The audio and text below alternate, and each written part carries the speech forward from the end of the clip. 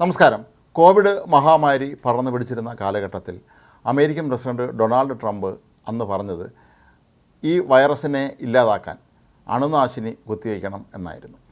അന്ന് എല്ലാവരും ട്രംപിനെ പുച്ഛിച്ചു തള്ളുകയും ഇതൊരു ഭ്രാന്തനാശയമാണ് എന്ന് പറഞ്ഞ് ട്രംപിനെ പതിവ് പോലെ കളിയാക്കുകയും ചെയ്തിരുന്നു. എന്നാൽ കുറച്ച് നാൾക്ക് ശേഷം ഒരു പ്രതലത്തിൽ ഉണ്ടായിരുന്ന കോവിഡിൻ്റെ അണുക്കളെ കീടനാശിനി ഉപയോഗിച്ച് ഇല്ലാതാക്കാൻ കഴിയും എന്ന് ഗവേഷകർ കണ്ടെത്തിയിരുന്നു.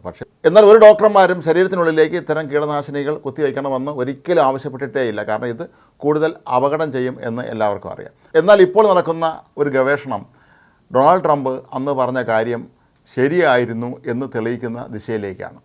നമ്മൾ അണുനാശിനികളിലൊക്കെ സാധാരണ ഉപയോഗിക്കുന്ന ഒരു വസ്തുവാണ് ഹൈഡ്രജൻ പെറോക്സൈഡ്. ഈ പെറോക്സൈഡിന് അണുക്കളെ നശിപ്പിക്കാൻ കഴിയും എന്നുള്ളത് ഉറപ്പാണ്. ഇപ്പോൾ സ്തനാർബുദ ചികിത്സാ രംഗത്ത് ഈ പെറോക്സൈഡ് ഫലപ്രദമായി ഉപയോഗിക്കാൻ കഴിയുമോ എന്നുള്ള പരീക്ഷണത്തിലാണ് ഒരു സംഘം ഗവേഷകർ.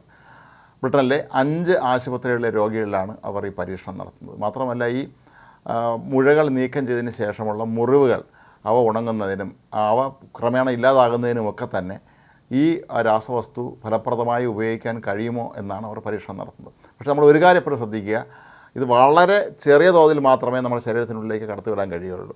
ഇത് വലിയ തോതിൽ ഈ ഹൈഡ്രജൻ പെറോക്സൈഡ് കടത്തിവിട്ട് കഴിഞ്ഞാൽ നമ്മുടെ ശരീരത്തെ അത് ആകെ ബാധിക്കുമെന്ന് മാത്രമല്ല ഛർദ്ദിലും ഒരുപാട് ഗുരുതരമായ ആരോഗ്യ പ്രശ്നങ്ങൾ നമ്മൾ നേരിടേണ്ടി വരും. ചിലപ്പോൾ മരണം പോലും സംഭവിക്കാനുള്ള സാധ്യത തള്ളിക്കളയാൻ കഴിയുകയില്ല.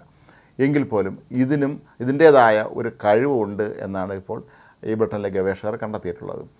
ലോകത്തെ സ്ത്രീകൾ നേരിടുന്ന ഏറ്റവും വലിയ പ്രശ്നങ്ങളുള്ളതാണ് ഈ സ്തനാർബുദം. പ്രത്യേകിച്ച് ബ്രിട്ടൻ പോലുള്ള രാജ്യങ്ങളിലൊക്കെ തന്നെ ഇതിൻ്റെ തോത് വലിയ തോതിൽ വർദ്ധിച്ചുകൊണ്ടിരിക്കുന്ന ഒരു സാഹചര്യത്തിൽ ഇത്തരത്തിലുള്ള ഒരു ചികിത്സാ രീതി ഫലപ്രദമാകുമോ എന്നുള്ള പരീക്ഷണം മാത്രമാണ് ഇപ്പോൾ നടക്കുന്നത്. ഇത് മനുഷ്യർ എത്രത്തോളം പ്രയോഗിക്കാൻ കഴിയുമെന്നുള്ളതും ഒരു പ്രസക്തമായ കാര്യമാണ്. കാരണം ക്യാൻസർ രോഗികൾ പുതിയ ഏതെങ്കിലും ചികിത്സാ സംവിധാനങ്ങൾ പരീക്ഷണം നടത്തുമ്പോൾ അത് എന്തെങ്കിലും അനന്തരഫലം ഗുരുതരമായാൽ പിന്നെ ചികിത്സിക്കുന്ന ഡോക്ടറും സ്ഥാപനവും എല്ലാം അതിന് ഉത്തരവാദികളാകേണ്ടി വരും എന്നുള്ളത് ഉറപ്പാണ്. വർഷങ്ങൾക്ക് മുമ്പ് തിരുവനന്തപുരത്ത് റീജിയണൽ ക്യാൻസർ സെൻ്ററിൽ നടന്ന ഒരു പരീക്ഷണവുമായി ബന്ധപ്പെട്ട് അന്ന് വലിയ തോതിലുള്ള വിവാദങ്ങൾ ഉയർന്നിരുന്നു.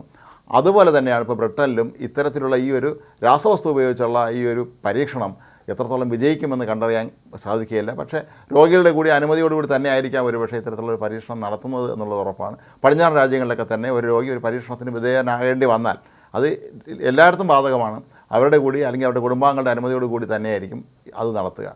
അപ്പോൾ ഇതൊരു വിജയമായി മാറുകയാണെങ്കിൽ ഇത് ക്യാൻസർ ചികിത്സാ രംഗത്ത് വലിയൊരു മാറ്റത്തിന് തന്നെ വഴിതെളിക്കും എന്നാണ് കരുതേണ്ടത്.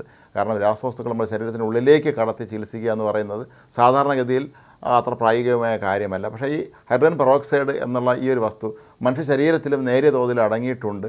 അതുപോലെ ജലത്തിലും മറ്റ് ഈ കാർഷിക വിഭവങ്ങളിലുമൊക്കെ തന്നെ ഇതിൻ്റെ അംശമുണ്ട്. എങ്കിൽ പോലും അതിന് വളരെ പരിമിതികളുണ്ട് എന്നുള്ളതാണ് യാഥാർത്ഥ്യം. ഇത് കൂടിയ അളവിൽ ഒരു മനുഷ്യശരീരത്തിലേക്ക് കടത്തിവിടുമ്പോൾ നേരത്തെ പറഞ്ഞതുപോലെയുള്ള ഗുരുതരമായ പാർശ്വഫലങ്ങൾ ഉണ്ടാകാനുള്ള സാധ്യതയും തള്ളിക്കളയാൻ കഴിയുകയില്ല. പക്ഷേ ശാസ്ത്രജ്ഞന്മാരെ സംബന്ധിച്ചിടത്തോളം എല്ലാ ഗവേഷണങ്ങളും അതിൻ്റെ ശുഭകരമായ രീതിയിലേക്ക് കൊണ്ടുവന്ന് എത്തിക്കാൻ അവർക്ക് കഴിയണം എന്നുള്ളതാണ് അവരുടെ ലക്ഷ്യം.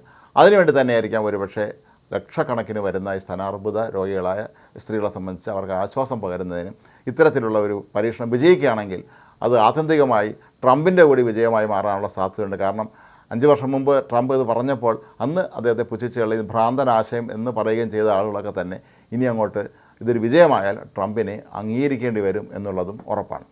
മാത്രമല്ല ഹൈഡ്രജൻ പെറോക്സൈഡിനുള്ള ഒരു ഗുണം ക്യാൻസർ കോശങ്ങളിലേക്ക് ഓക്സിജൻ കടത്തിവിടാൻ ഇതിന് സാധിക്കും എന്നാണ് പറയപ്പെടുന്നത്. സാധാരണ നമുക്കറിയാം ക്യാൻസർ കോശങ്ങൾ മരിച്ച കോശങ്ങളായിരിക്കും. അതുകൊണ്ട് തന്നെ അവയിൽ ഓക്സിജൻ ഉണ്ടാകാനുള്ള സാധ്യത കുറവാണ്. പക്ഷേ എന്നാലേ ഹൈഡ്രജൻ പെറോക്സൈഡിന് അതിനും കൂടി സാധിക്കും എന്നുള്ളത് വളരെ പോസിറ്റീവായ ഒരു പുതിയ അറിവ് കൂടിയാണ്.